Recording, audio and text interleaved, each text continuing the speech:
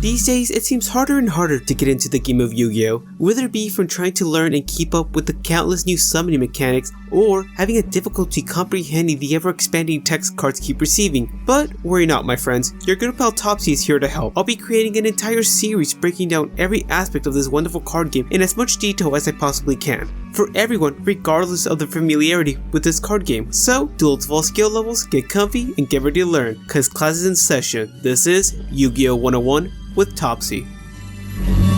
At first glance, when you look at modern Yu-Gi-Oh!, it might look incomprehensible and borderline impossible for a novice to learn. And you know what? That's fair. Yu-Gi-Oh! As it stands right now does look very intimidating for new and returning players that don't know what exactly they're looking at. From the insane boards some decks are able to produce, to the amount of interruptions a player needs to learn to play through. But I assure you, my friends, the game of Yu-Gi-Oh! At its very core is actually quite simple. And that's why, for the first episode of the series, I want to focus on the basics. I plan on covering all the surface level info every new player should know. The goal of this video is to simplify the game enough to have you guys start playing some older Yu-Gi-Oh! Formats, in order to get you guys used to the flow of a duel, and get a grasp of the fundamentals of this game. And with that established, let's get into it.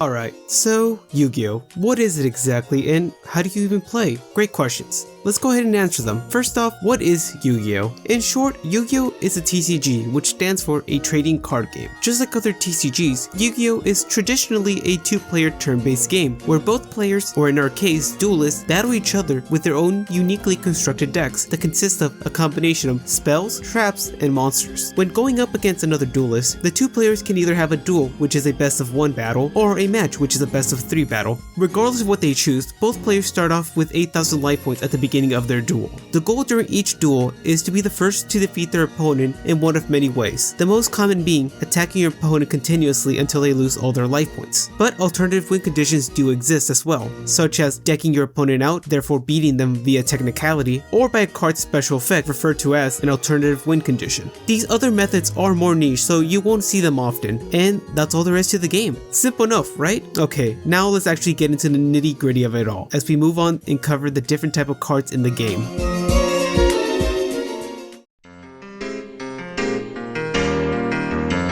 As I alluded to earlier in this video, there are 3 different categories of cards in the game, those being monsters, spells, and traps. These cards then branch off into their own separate subcategories, so let's go ahead and break them down in order to familiarize ourselves with them a bit more. We'll start off with the monsters and we'll move on from there. Currently in Yu-Gi-Oh! We have a grand total of 8 different types of monsters in the game, those being normal monsters, main deck effect monsters, fusion monsters, ritual monsters, synchro monsters, Xyz monsters, pendulum monsters, and finally links. All these cards are color coordinated to easily distinguish them from each other, and in addition, another distinct characteristic of these cards is the type of deck they can reside in. Let me explain. In Yu-Gi-Oh! Each duelist is allowed to utilize up to 2 separate decks during a duel, those being their main deck, which is the mandatory deck every duelist will use throughout a duel, and the extra deck, which is an additional optional deck a duelist may also utilize during a duel. And if that was confusing in any way, don't worry, it will make more sense as we progress throughout the video. Now then, let us begin by covering all the main deck monsters first, and we'll move on from there. Up first, we have the simplest type of monster in the game, that being the normal monster. These monsters are always a yellowish brown color and are considered to be the most basic type of monster card in the game because they lack any special abilities. It's because of this shortcoming that many normal monsters tend to have higher attack points and defense points than a lot of effect monsters. Since we're already comparing the two, let's move on to the effect monster. These monsters can be easily spotted from their iconic dark brown color, and as their name implies it, they are main deck monsters that have special abilities. These effects can fall in one of 5 different categories, those being a flip effect, which is an effect that activates when a face down card is flipped face up, a continuous effect, which is an effect that activates while a monster is face up on the field and ends when the monster is no longer face up on the field, an ignition effect, which is an effect that requires the manual activation by the card's controller during their main phase, a trigger effect, which activates during a specific time, and finally a quick effect, which can be activated whenever, even during your opponent's turn. Do keep in mind, these effects will be applied to any monster that has an effect, and it's not specifically only to the main deck effect monster. Alright, moving on, we have the Ritual monster. Ritual monsters stand out quite a bit, with them strutting about their dark blue color. They are special monsters that can only be special summoned with specific cards called ritual spells. Along with the ritual spell, they also require tribute monsters that either match or exceed their level in order to summon them. Ritual monsters generally have high attack and defense, and some even have special abilities while on field. For the most part, this mechanic doesn't get used much, just because of the clunky nature of it and because of just how much it takes to summon them. Alright, and last up for the main deck, we have Pendulums. Pendulum monsters as a mechanic are impossible to mistake due to their incredibly unique nature of them. What makes Pendulums so unique is that they blur the lines between monster and spells. You heard me right, these cards function as both. They can be summoned onto the field just like a regular main deck monster and activate effects, attack, or defend, but also you can activate them in their dedicated pendulum zones to activate additional effects just like a spell card. But wait, there's even more to these cards. On top of being both monsters and spells, pendulum monsters also allow a player to perform an additional summon that turn via a pendulum summon. Essentially, a pendulum summon is a summon that occurs when you have two pendulum monsters on opposite scales. You're then allowed to summon as many monsters from your hand or face-up extra deck whose levels fall between the pendulum monster's scales. So for example, if you had a scale 1 and a scale 8 pendulum monster, you would be able to pen summon monsters between the levels 2 through 7. Pretty busted, right? These cards are pretty wild and feel like they fit in the least out of all the monsters. But don't worry, if these cards are intimidating in any way for you, just know this isn't a core mechanic, so you don't really have to learn it, but it's always good to know about them. And alright, and with that we've capped off all the main deck monsters. Now let's move on to the extra deck. As I stated earlier in the video, the extra deck is a non-mandatory deck that a player may utilize during a duel. This deck possesses very powerful monsters with unique summoning mechanics that act almost like pseudo-boss monsters for your deck that have a myriad of different utilities to them, whether it is that you need to break an opponent's board or you need more protection. Let's go ahead and start off with the first extra deck mechanic ever introduced, that being the Fusion monster. Displaying a deep purple color, these cards are very hard to be confused. These monsters are special in the way they are summoned. In order to bring out a fusion monster, you're required to use specific monsters listed on that card called fusion materials, and in addition need a way to fuse them together via a card like polymerization. These monsters usually have special effects and tend to have fairly high attack stats as well. Alright, next up in a glaring white coat, we have Synchros. Synchro monsters can be special summoned by combining the level of 2 or more face-up monsters you control that match the level of that Synchros. There is a catch though, that being that one of the monsters used as material must be a face-up tuner monster. All a tuner monster is just a monster that has the special label placed on them and can be easily identified by merely looking down here on a card. So you'll always know if you have a tuner monster on field because they will indicate it to you. After Synchros, we have Xyz monsters. Demonstrating a cool sleek black color, these monsters as far as summoning mechanics go are quite simple and generic.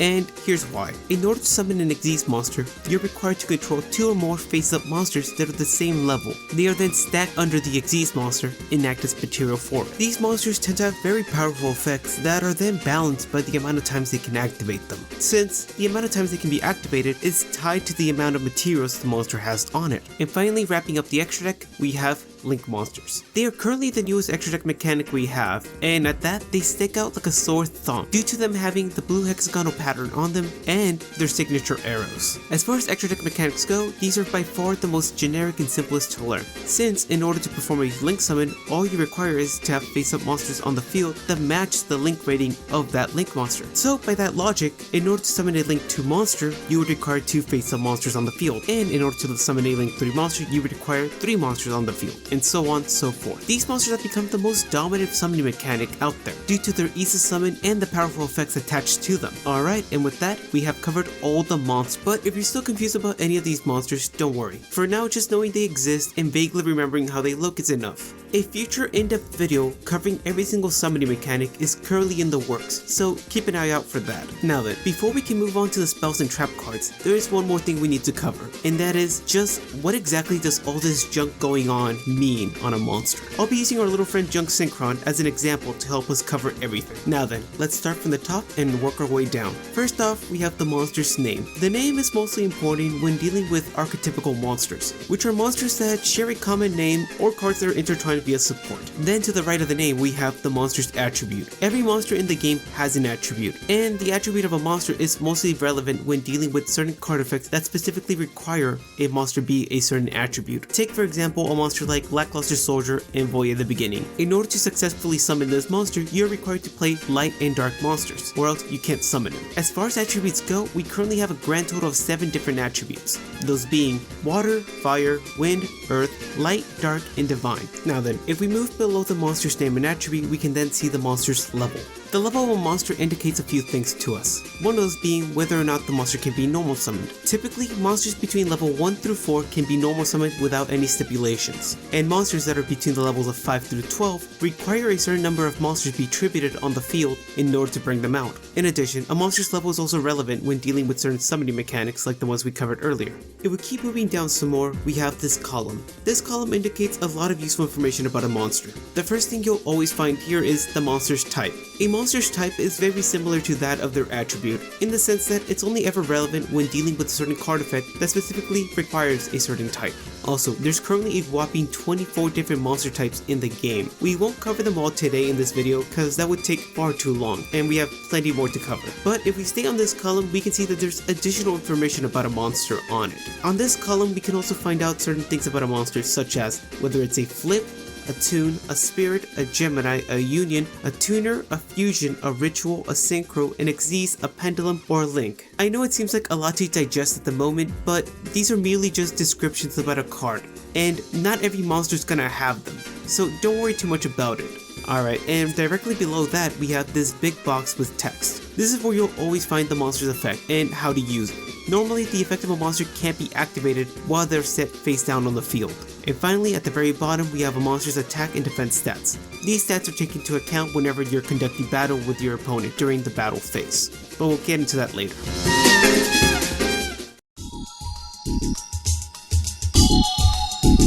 Wow, that was way more info than I had anticipated covering. But now that we're done with that section, let's move on to the spells, which are significantly less overwhelming. Spell cards can be broken down into 6 separate categories that indicate how they function, those being normal spells, ritual spells, continuous spells, equip spells, field spells, and finally quick play spells. Let's first begin with the normal spell. The normal spell is a single-use spell card that can only be activated on your turn. In order to use a normal spell, you must announce the activation to your opponent and then place it face up on the field. If the activation succeeds, you can then resolve the effect written on the card. After you resolve the effect, you can then send that card to the graveyard. This is going to be the way that most spell cards function, at least the ones that don't stick around on the field. Alright, next up we have the ritual spell. These cards have one purpose and one purpose only, and that is performing ritual summons. These cards, just like the normal spell card, are single use, so therefore, after activation, it's going to go directly to the graveyard. Sticking with all the single use spell cards, let's move on to the quick play spell card. These are special spell cards in the sense that they can activate during any phase of a turn, not just your main phase. On top of that, you can also activate these cards during your opponent's turn, given that they were set the turn before. But do keep in mind, if this card is set face down on your turn, you can't activate the card on that same turn. You'll have to wait a whole turn before you can activate it. Next up, we have the continuous spell card. These spell cards remain on field once activated, and as their name implies, their effects continue affecting the field as long as it remains face up. After the continuous spell card, we have the equip spell. These cards are meant to give an extra effect to one face up monster on the field. Most equip spells will let you equip it to any monster on the field, on your side or your opponent's side. If the equipped monster is destroyed, flipped face down, or removed from the field in any way, shape, or form, the equip card is then destroyed as well. And finally, for the spell cards, we have the field spell. These spell cards are unique since they can only be activated in a specific zone, and on top of that, you can only ever have one active at any point in a duel. Many field spells tend to apply their effects to both sides of the field. The field spell behaves a lot like the continuous spell card in the sense that its effect will continue to linger on the field as long as it remains face up. And with that, we've covered all the different types of spell cards in the game. Now let's move on to the trap cards. We finally made it to the last type of card, the trap card. So this should go by pretty quick. Quick disclaimer on how trap cards are meant to function in the game. Before you can activate a trap card, you must set it on the field for an entire turn. You can't activate the trap card the same turn that it's set, but after it's been set for an entire turn, you can activate it at any point. Alright, with that out of the way, let's get into it. So as I mentioned before, we have a total of 3 different types of trap cards in the game, those being the normal trap card, the continuous trap card, and the counter trap. Let's cover them in that same order. So first off, the normal trap. Normal trap cards are a single-use trap card that once their effects resolve, they will be sent to the graveyard immediately, just like the normal spell card. However, your opponent does have the chance to destroy your trap cards on the same turn they are set, so do keep in mind on when you set them and on what zone you set them. Alright, right after the normal trap card we have the continuous trap, which functions a lot like the continuous spell card. Only difference is that the continuous trap card can be activated on your opponent's turn and not just your turn. And finally, we have the counter trap, which is the most powerful type of trap card in the game. Counter trap cards are normally activated in response to the activation of your opponent's card effects, and most of the time have the effect to negate stuff, which means preventing an action from being completed. These trap cards are also special in the sense that once activated, no other effect can be activated in response to it unless it's another counter trap card. This is due to speed spells and the way that functions, but we'll cover that in another video. And with that guys, we've learned all the different type of cards in the game. Now let's move on to exploring how the game's board looks like during a duel.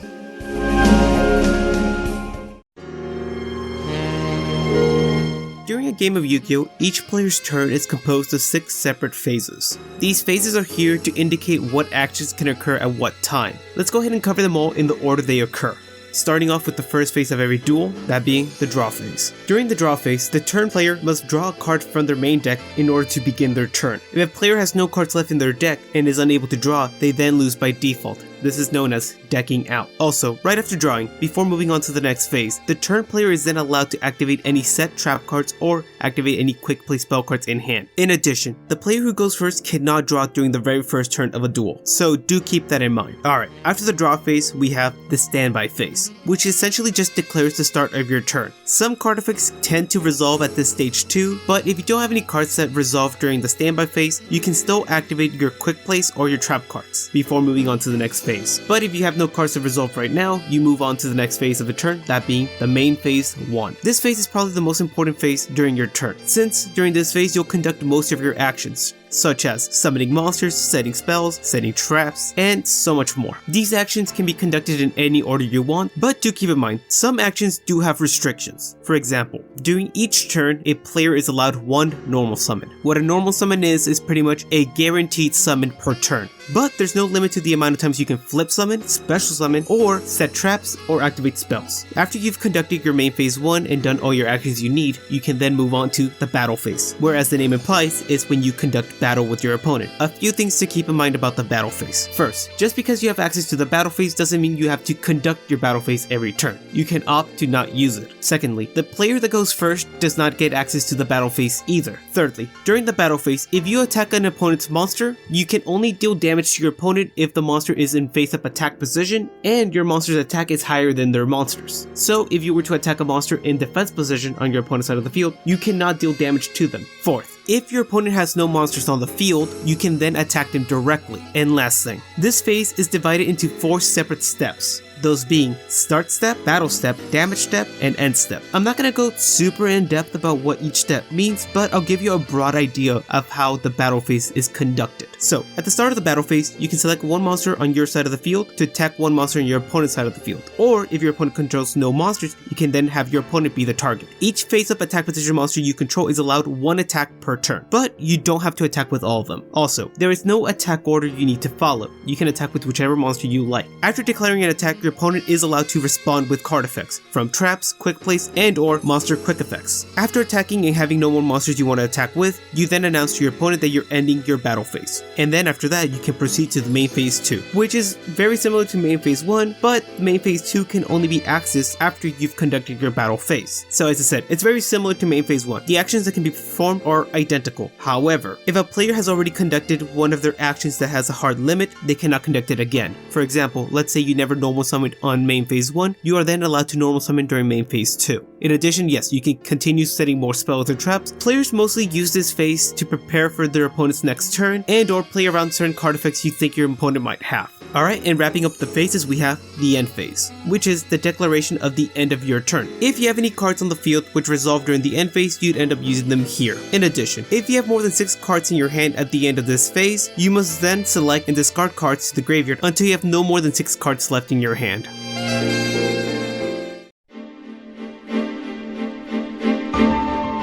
now then, let's explore the game's board. Typically when playing Yu-Gi-Oh! In person, both players normally bring their own mats. The purpose of these game mats is to help the player organize their cards during a duel. This is because in Yu-Gi-Oh! Certain cards have specific zones where they can only go. So let's go ahead and take a look at what a field would look like during a duel. Quick note, during this video I'll be covering the Master Rule 4 2020 revision board, since it's the most recent reiteration of the board, and if you understand this one, you'll be able to apply this knowledge to the older ones. But with that established, let's get into it. At the very tippy top, we have the extra monster zone. This is where you would summon all your monsters that reside in the extra deck. Certain extra deck monsters can only be special summoned here and nowhere else, those being our link monsters and our face-up pendulum monsters in the extra deck. These monsters can only be special summoned to the extra monster zone and or to a zone a link monster points to. But for now, don't pay too much mind to it, since this is only relevant for modern Yu-Gi-Oh! Furthermore, if you look here, you'll notice that there's 2 extra monster zones. That's because each player is allowed to utilize one of them. Also, a monster placed in this zone does not count towards your 5 monster limit for the main monster zone, which, speaking of, let's cover that. Right below the extra monster zone, we have the main monster zone. The main monster zone is going to be the zone you're going to utilize the most, and it's where all your main deck monsters are going to be summoned. On these zones, you can have up to 5 separate monsters on field.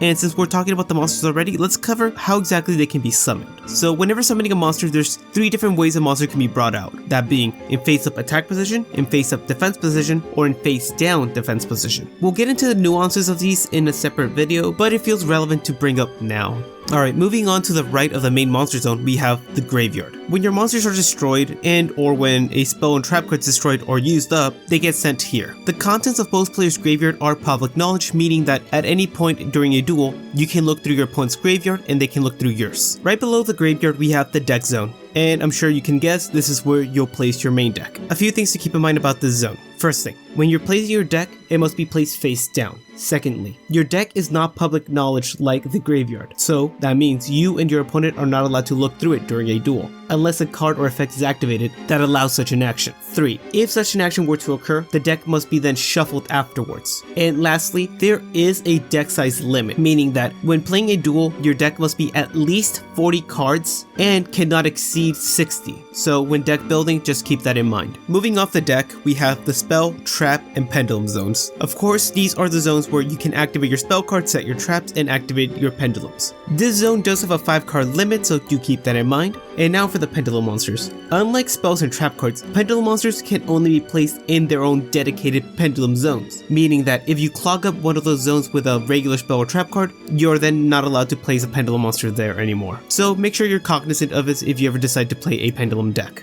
Furthermore, as I'm sure you can guess, spell and trap cards can go in any zone, even the pendulum ones. Alright, let's move off the spell and trap card zone and move on to the extra deck. This zone works very similarly to that of the main monster zone, but there's a few differences. First big difference is that each player is allowed to look through their own extra deck at any point during a duel. Secondly, the extra deck has a card limit as well, that being, it can never exceed 15 cards. You can go below it, but you can't exceed it. And of course, as you know already, the extra deck contains only specific monsters, being extra deck monsters that we covered earlier. Alright, and let's move on to the final zone of the game, that being the field spell zone. A couple things about this zone. First, each player is allotted one field spell zone. Secondly, only field spells can be activated here, so you can't activate any other spell or trap card on this zone. Thirdly, field spell cards can only be activated here, so you can't activate your field spells in your spell and trap card zone. And lastly, do keep in mind that your field spell zone does not count to your 5 card limit for the spell and trap card zone.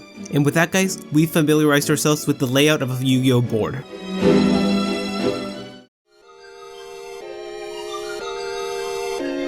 And with that guys, our lesson on the basics is over. But before you run off to start playing some Yu-Gi-Oh, I do have some incredibly important advice for all new players. And that is, always take the time to read your cards thoroughly. Right now you might be looking at me thinking to yourself, Topsy, what do you mean?